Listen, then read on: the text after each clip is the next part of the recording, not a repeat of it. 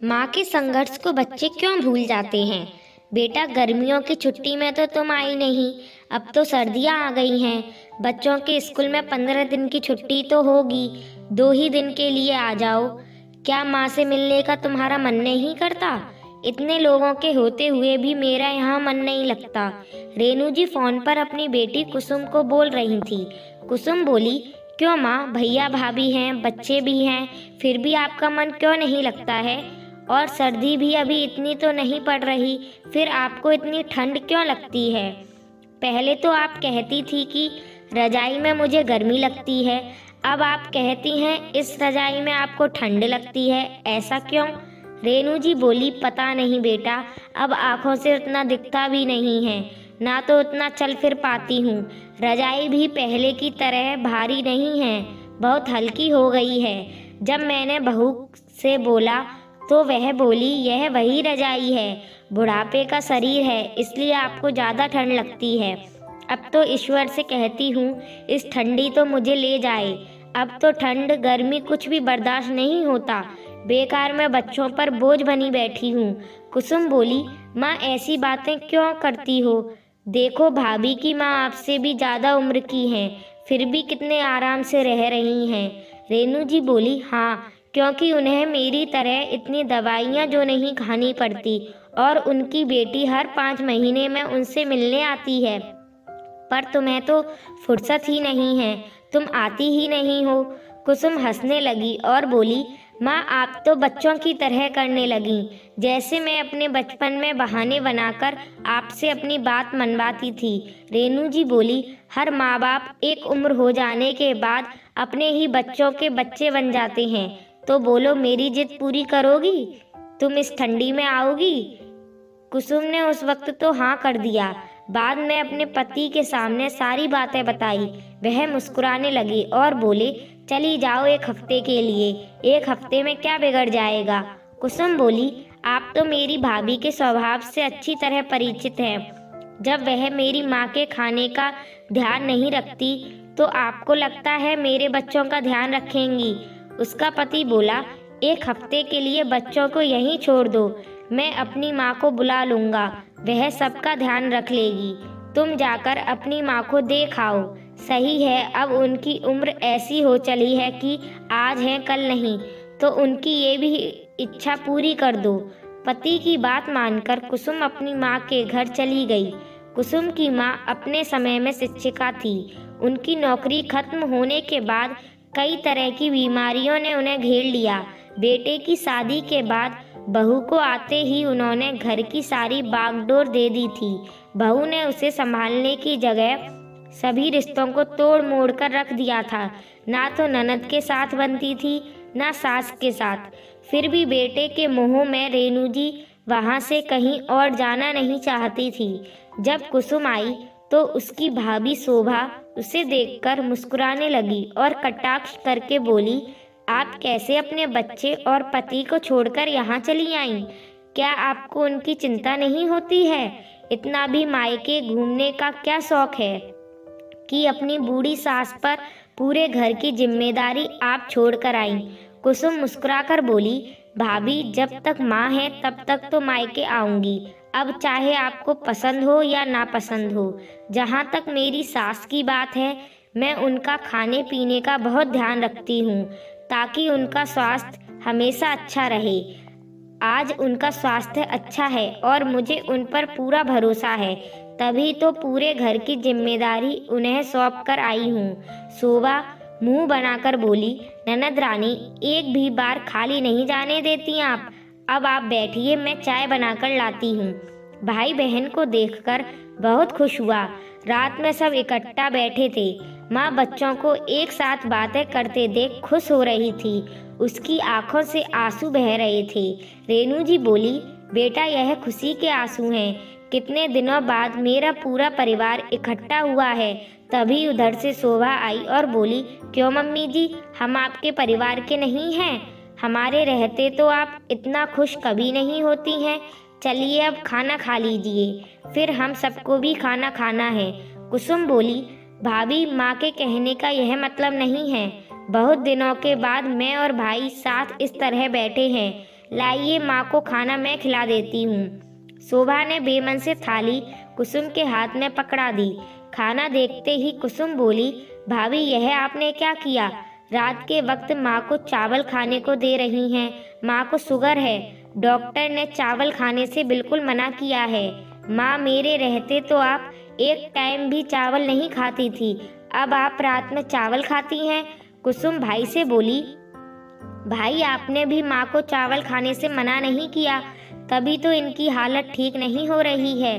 भाई बोला, अब मैं काम धाम छोड़कर यही देखता रहूं कि कौन क्या खा रहा है और क्या नहीं खा रहा है। शोभा तुम्हें पता है माँ शुगर की दवाई खाती हैं, फिर क्यों उसे यह आलू चावल खिलाती हो? शोभा बोली, कल मैं चावल खा रही थी तो आपकी माँ ललचाई नज़रों से देख रही थी।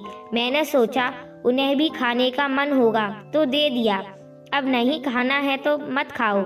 इतना कहकर शोभा कुसुम के हाथों से थाली खींचकर ले गई और फिर रोटी डालकर थाली दे गई। कुसुम कुछ बोलती उससे पहले ही रेणु जी ने उसे रोक दिया और बोली, बेटा बात को बढ़ाने से कोई फायदा नहीं, तुम तो चली जाओगी, बाद में मुझे इन लोगों के साथ रहना है।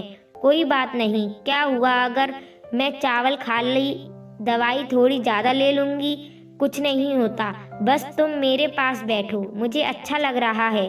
कुसुम माँ को खाना खिला रही थी, फिर दवाई देकर जब सुला रही थी, जैसे ही वह रजाई अपनी माँ के पैरों पर रखी, बोली, यह तो बहुत हल्की है माँ, इसमें तो आपको बहुत ठंड लगेगी।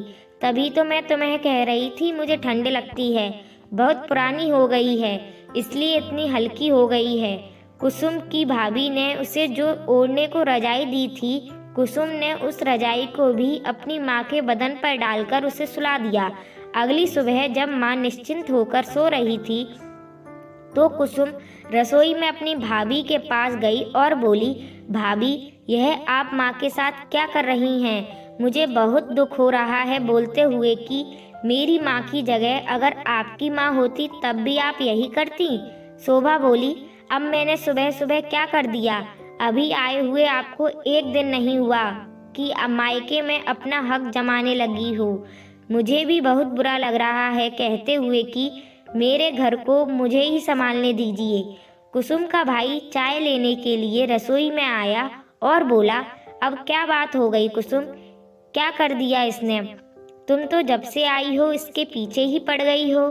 कुसुम मुस्कुराकर बोली, भाई पहले सही कहते थे तुम कि माँ तुम्हें ज़्यादा प्यार करती है, तभी तो वो तुम लोगों की गलतियों को आज तक छुपाती रही है, दर्द में होकर भी वह बहुत मुस्कुराती है। भाई बोला, अब बात को गोल गोल मत घुमाओ, आखिर बात क्या हुई है ये बताओ।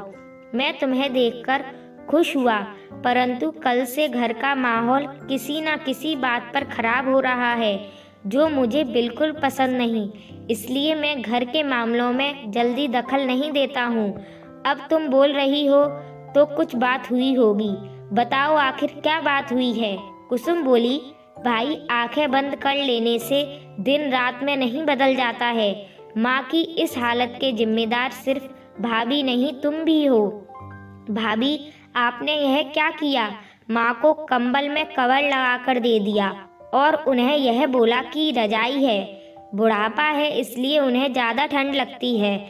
इतनी ठंड पड़ रही है कि जवान ठंड से ठिठुर जाते हैं, आप एक 80 साल की बूढ़ी औरत को कंबल देती हैं, यह बताते हुए कि यह रजाई है।